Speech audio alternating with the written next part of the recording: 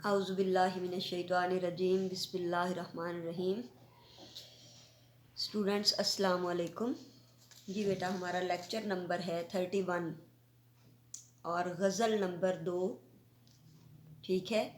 شاعر نمبر 2 ہے، اصل میں ہر شاعر کی دو غزلیات ہیں، تو اسمارٹ سلیبس میں ان سب کی پہلی غزل شامل ہے۔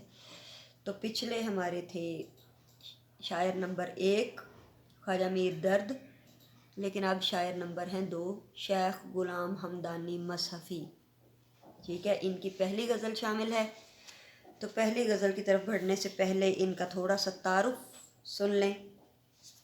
شیخ غلام حمدانی مصحفی شیخ ولی محمد کے گھر 1751 میں امروہہ میں پیدا ہوئے۔ بہت جلد امروہہ کی سرزمین کو خیر آباد کہہ کر دلی چلے آئے، جہاں انہوں نے اپنے ذوق شعر کی آبیاری کی۔ جب دلی پر برا وقت آیا تو بہت سے لوگوں نے دلی سے ہجرت کی، اور ان میں شعراء کی بھی کثیر تعداد تھی۔ مصحفی نے بھی ہجرت کی اور دلی کو چھوڑ کر لکھنؤ آ بسے۔ یہاں غلام حمدانی مصحفی کی شاعری کا بہت چرچا ہوا اور انہیں بے حد شہرت ملی۔ کیا تھا ان کی شاعری میں ایسا جو اس وقت انہیں نمایاں کر گیا؟ فارسی اور اردو دونوں زبانوں میں شعر کہتے تھے۔ ان کا شمار اساتذۂ سخن میں ہوتا تھا۔ ان کا مطالعہ گہرا اور وسیع تھا۔ مصحفی قادر الکلام شاعر تھے۔ تمام اصناف میں شعر کہے، 8 دیوان یادگار چھوڑے۔ ان کی شاعری میں غنایت، لہجے کی نرمی، تصویر کاری، جذبات نگاری اور نفسیات انسانی کے بہترین مرکب ملتے ہیں۔ ان کی شاعری میں خارجیت کا پہلو نمایاں ہے، اس لیے بعض دفعہ اشعار جذباتی ہیجان کا باعث بھی بنتے ہیں، ٹھیک ہے۔ پہلا شعر ہے ہماری غزل کا۔ دنیا میں جب تلک کہ میں اندوگیں رہا، غم دل سے اور دل سے میرے غم کریں رہا۔ اندوگیں غم زدہ، کریں قریب، مفہوم ہے اس شعر کا۔ جب تک اس دنیا میں میں زندہ رہا، غم اور زندگی لازم و ملزوم رہے۔ جب تک اس دنیا میں زندہ رہا، غم اور زندگی لازم و ملزوم رہے۔ مصحفی قادر الکلام شاعر تھے۔ ان کی شاعری میں تصویر کاری، لہجے کی نرمی، جذبات نگاری اور نفسیات انسانی کے بہترین مرکب ملتے ہیں۔ تشریح طلب شعر میں شاعر کے درد و غم کی انتہا اور پرسوز دلی کیفیات کی ترجمانی ہے۔ یوں بھی شعراء کا طبقہ معاشرے کا حساس ترین افراد پر مشتمل ہوتا ہے، اور حالات و واقعات کو گہرائی تک محسوس کرنا، ان کا اثر قبول کرنا ایک فطری عمل ہے۔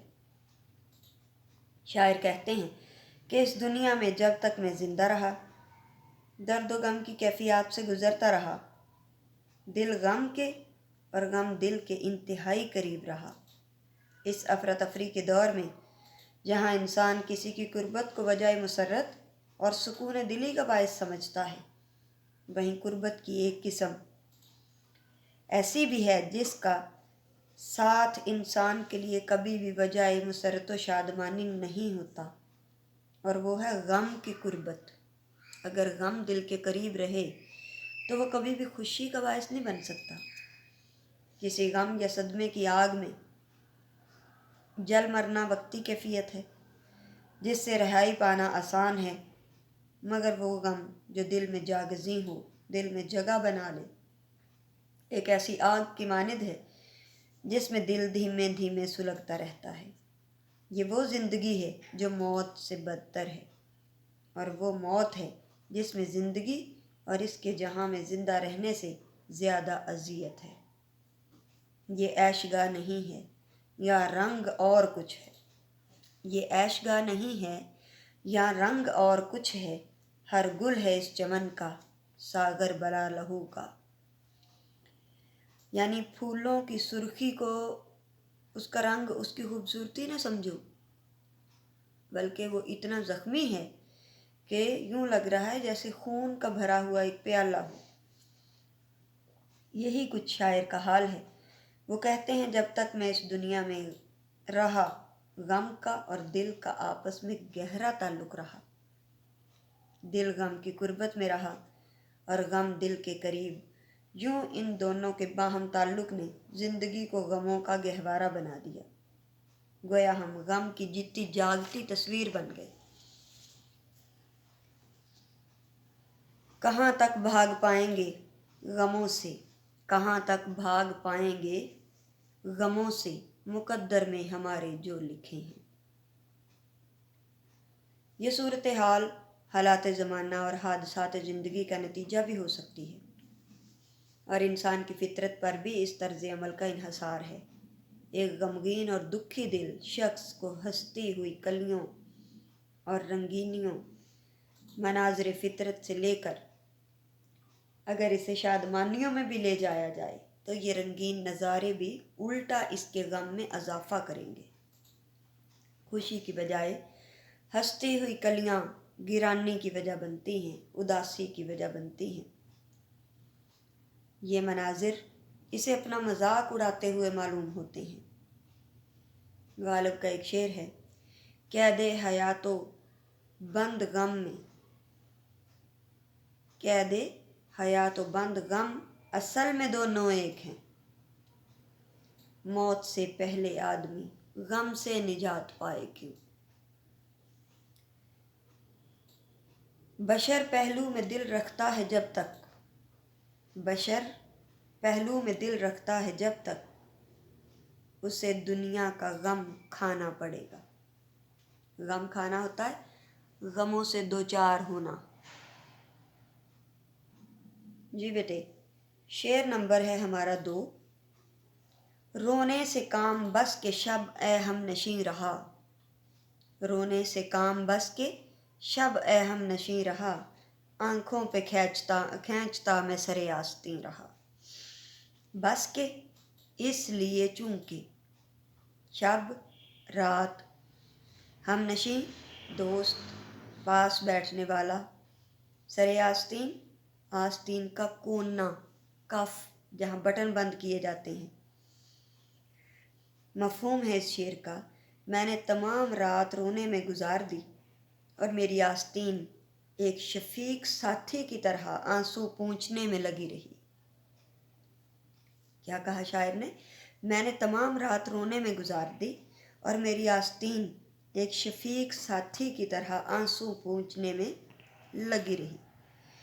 تشریح طلب شعر میں شاعر نے اپنے درد و الم کو ایک دلچسپ اور انوکھے انداز میں بیان کیا ہے، جس سے موضوع میں برجستگی اور جادوئی تاثیر پیدا ہو گئی ہے۔ شاعر کہتے ہیں، اے دوست، تمام رات میں نے اشک بہاتے گزار دی اور اشکوں کی اس جھڑی کو پونچھنے کے لیے آستین کا سرا استعمال کرتا رہا۔ یوں معلوم ہوتا ہے کہ رات کی تنہائی میں شاعر نے ایک غمخوار اور مشفق دوست کی کمی کو محسوس کیا، مگر پھر اپنی ہی آستین سے اپنے آنسو خود ہی پونچھ ڈالے۔ دوست کے ملنے پر اسے ایک درد بھری روداد سنانا اور خود پر بیتی اس غم کی رات کا تذکرہ کرنا ایک فطری عمل ہے۔ کسی شاعر نے کیا خوب کہا ہے، چمن میں لالا دکھاتا پھرتا ہے داغ اپنا کلی کلی کو، چمن میں لالا دکھاتا پھرتا ہے داغ اپنا کلی کلی کو، وہ جانتا ہے کہ اس طرح سے دل جلوں میں شمار ہوگا۔ یہ نہ تو ایک درد مند کی داستان ہے اور نہ ہی ایک رات کا احوال۔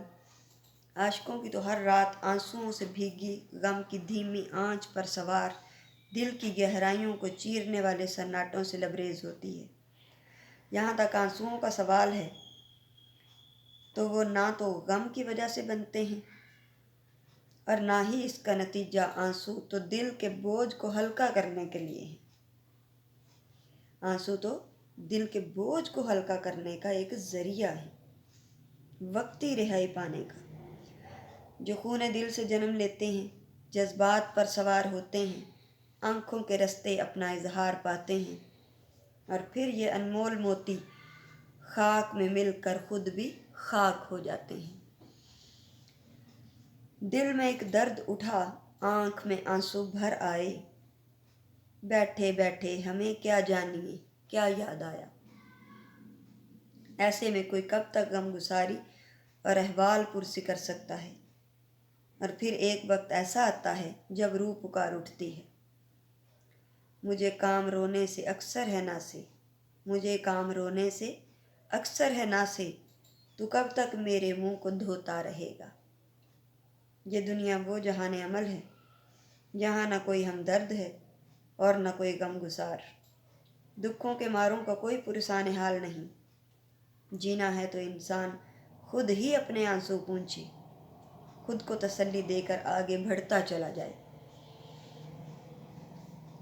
دراصل انسانی دل ہزاروں تمناؤں اور خواہشات کا مرکز ہے۔ یہ خواہشات اور آرزوئیں ہی ہوتی ہیں جو انسان کو مسلسل تگ و دو اور حرکت میں رکھتی ہیں۔ انسان ساری عمر خواہشات کی تکمیل میں گزار دیتا ہے۔ ایک خواہش پوری ہوتی ہے تو دوسری خواہش سر اٹھا لیتی ہے۔ اگر یہ خواہش بہت اہمیت کی حامل ہے تو اور پوری نہیں ہوتی تو انسان آہوزاری اور واویلا شروع کر دیتا ہے۔ خاص طور پر عاشقوں کی کیفیت ہی کچھ اور ہوتی ہے۔ ان کی ایک ہی آرزو ہوتی ہے جو ان کے محبوب سے جڑی ہوتی ہے۔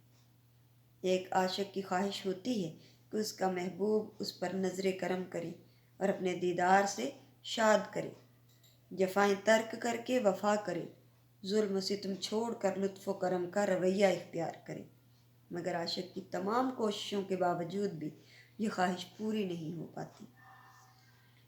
چنانچہ مصحفی اپنے کسی دوست اور غمخوار سے مخاطب ہو کر کہتے ہیں کہ محبوب کے دیے ہوئے غموں، تکلیفوں اور دکھوں کے ہاتھوں مجبور ہو کر ساری رات غموں کی شدت سے روتا رہتا ہوں اور بار بار اپنی آستین کے کونے سے آنکھوں کے آنسوؤں کو صاف کرتا رہتا ہوں، اور یہ عمل تمام رات جاری رہتا ہے، کیونکہ محبوب کی جدائی اور بے رخی کا غم تمام غموں پر بھاری ہوتا ہے۔ زمانے بھر کے غم یا ایک تیرا غم، زمانے بھر کے غم یا ایک تیرا غم، یہ غم ہوگا تو کتنے غم نہ ہوں گے۔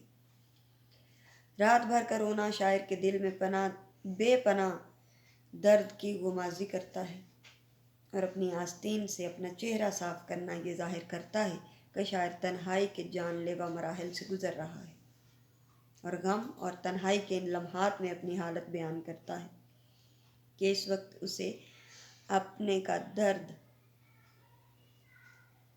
مداوا خود ہی کرنا پڑ رہا ہے۔ رات بھر آنسو بہتے رہے، اشکوں کی جھڑی کو روکنا تو بس میں نہیں تھا، اسی لیے شاعر نے اس کے سامنے حفاظتی بند باندھنے کی سی تدبیر کی اور اپنی آستین سے ان آنسوؤں کو پونچھتا رہا۔ ٹھیک ہے بیٹا، انشاءاللہ اگلے لیکچر کے ساتھ کل حاضر ہوں گے، اگلے اشعار اس کے ہم کریں گے۔ اللہ حافظ۔